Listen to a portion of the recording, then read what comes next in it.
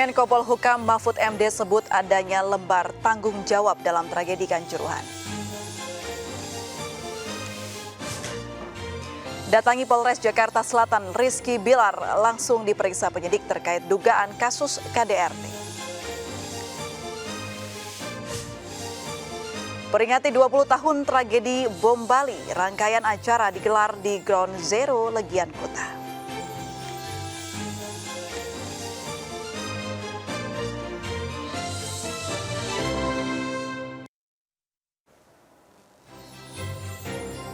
Halo pemirsa, Komnas HAM membeberkan sejumlah temuan hasil investigasi tragedi Kanjuruhan. Salah satunya terkait pintu Tribun 13 yang hanya dapat dilewati 2 orang. Bersama saya Aprilia Putri, Anda menyaksikan MNC News Now. Pemirsa, massa buruh kembali melakukan aksi turun ke jalan menyuarakan sejumlah tuntutan. Sebanyak 3.340 personil polisi diturunkan untuk mengawal jalannya aksi demo yang terpusat di kawasan Patung Kuda, Jakarta Pusat. Dalam aksinya, para buruh kembali menyuarakan 6 poin tuntutan. Di antaranya menolak kenaikan harga BBM dan menolak Undang-Undang Cipta Kerja. Selain itu, para buruh juga menuntut kenaikan upah minimum dan mensahkan RUU PPRT serta reforma agraria. Aksi serupa juga digelar serempak di 34 provinsi lain di Indonesia yang berlokasi di kantor gubernur masing-masing provinsi.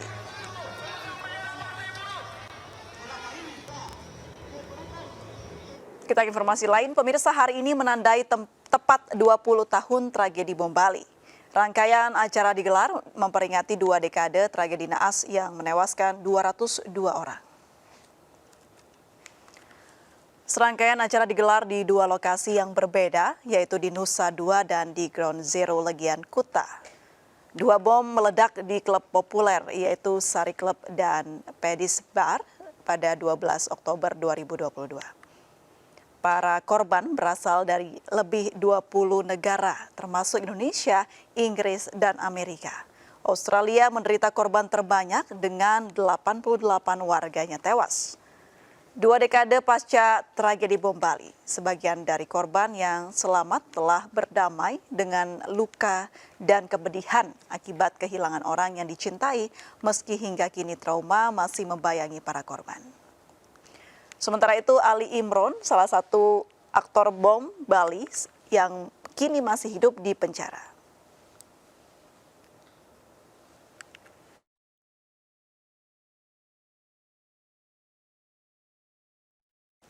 Pemirsa, 12 Oktober 2022 menjadi hari paling kelam di Pulau Dewata, Bali. 3 bom bunuh diri mengguncang Kuta hingga menewaskan 202 orang. Beberapa korban selamat menceritakan kehidupan mereka sekarang yang masih dicekam trauma.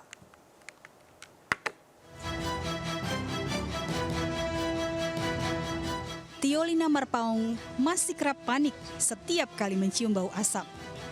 Dia langsung teringat ledakan bom yang hampir merenggut nyawanya 20 tahun silam. Tiolina kini berusia 48 tahun. Saat kejadian, dia tengah berada di dalam mobil bersama rekan-rekannya, tepat ketika ledakan di depan Pedis Club mengguncang kendaraan mereka dari belakang. Pecahan kaca menembus matanya hingga dia sempat kehilangan penglihatan untuk sementara waktu. Setelah meminta tolong, seseorang membawanya ke trotoar dan ambulans membawanya ke rumah sakit bersama korban-korban lain. Sepertinya badan saya dipindahkan ke mobil ambulans, kemudian saya dibawalah dengan ngiung-ngiung itu, ambulans itu sampai ke Denpasar seperti itu. Karena itu juga suara ngiung-ngiung itu setelah kejadian itu menjadi trauma saya. Ledakan bom Bali pada 12 Oktober 2001 menewaskan 202 orang, sebagian besar turis asing, termasuk 88 warga Australia dan 7 orang asal Amerika Serikat. Tiolina menjalani operasi di Australia untuk mengeluarkan kaca dari matanya, namun rasa sakit masih mengganggu dan membutuhkan perawatan hingga hari ini. Atas desakan psikolognya, ia membuang dan membakar foto-foto, artikel berita, pakaian, dan semua benda kenangan terkait peristiwa kelam itu. Kalau mau sehat, Lina buang aja itu semuanya, jauhkan dari Lina, dan akhirnya semua gambar, semua yang namanya artikel tentang saya itu saya bakar, sedangkan yang beling itu saya buang ke Pantai Kuta. Jadi itulah yang membuat saya bisa sehat sampai hari ini. Benar juga yang disarankan oleh psikolog itu. Sementara Niluh Erniati kehilangan suaminya dan telah membesarkan 2 putra sebagai ibu tunggal. September lalu, dia bertemu Umar Patek di sebuah penjara di Provinsi Jawa Timur. Pertama kali saya bekerja di Sari Kelab dan saya bertemu dengan suami saya di Sari Kelab. Kemudian saya harus kehilangan suami saya di Sari Kelab. Itu sebuah kenangan yang amat-amat gak bisa dilupakan dan tragis. Dan saya bilang, saya karena kejadian itu, saya kehilangan cinta sejati saya. Saya bilang gitu. Terus ceritakan kehidupan setelah itu. Nah dia nangis bener. Akhirnya mau tidak mau saya ambil, kan dia gitu tuh. Saya ambil pegang tangannya. Saya bilang, iya Pak, saya udah memaafkan Bapak. Nangisnya tambah keras, waktu itu tambah keras. Memperingati 20 tahun bom Bali, Tio Lina Marpaung, Niluh Erniati, dan para penyintas lainnya berencana untuk berkumpul di Bali pada 12 Oktober mendatang.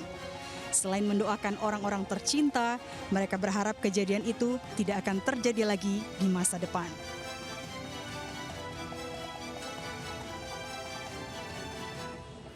Pemirsa, rangkaian acara digelar memperingati 2 dekade tragedi yang menewaskan 202 orang pada saat kejadian bom Bali. Saat ini sudah terhubung dengan Dewi Umaryati di Monumen Ground Zero Legian Badung, Bali. Dewi, selamat sore. Bagaimana suasana situasi di sana? Apakah suasana sore hari ini semakin ramai? Ya, April dan juga pemirsa, saya tidak bisa mendengar suara Anda, namun dari suasana yang terlihat di Monumen Bom Bali untuk mengenang 2 dekade tragedi kemanusiaan bom Bali 12 Oktober 2002, sampai saat ini cukup ramai didatangi baik warga setempat, wisatawan domestik maupun wisatawan mancanegara yang saat ini hadir, dan sebagian besar berasal dari Australia. Memang dari tragedi kemanusiaan 12 Oktober 2002 lalu banyak memakan korban jiwa sebanyak 202 orang, di mana 88 orang berasal dari Australia dan sebagian besar lainnya berasal dari 19 negara lain termasuk Indonesia, Spanyol, Portugal, Amerika, dan Inggris. Di belakang saya sedang berlangsung peace seremonial yang dimana hal ini diikuti oleh atau yang diprakarsai dari Lembaga Pemberdayaan Masyarakat Kuta dan dari Ikatan Istri Suami Anak Dewata yang merupakan para penyintas korban bom Bali, di mana nantinya dalam perayaan ini juga akan dipimpin oleh seorang tokoh spiritual Gede Prame yang akan memimpin meditasi dan juga akan diikuti dengan adanya doa bersama yang diikuti para pemimpin lintas agama serta forum kerukunan umat beragama yang ada di Bali. Nantinya dalam perayaan ini juga akan membawa misi perdamaian sekaligus membawa pesan bahwa peristiwa bom Bali yang menimpa pada 12 Oktober lalu tidak akan terjadi di negara manapun sebagai bentuk rasa perdamaian untuk dunia. Selain itu juga acara ini dihadiri oleh sejumlah perwakilan dari Kabupaten Badung, Konsulat Jenderal Australia, dari Konsulat Jepang, Inggris, dari Polda Bali, Pangdam, dan juga BNPT. Tidak hanya hari ini saja yang sudah berlangsung sejak tadi sore sekitar pukul 5. Acara yang berlangsung sampai nantinya direncanakan pada pukul 8 malam ini.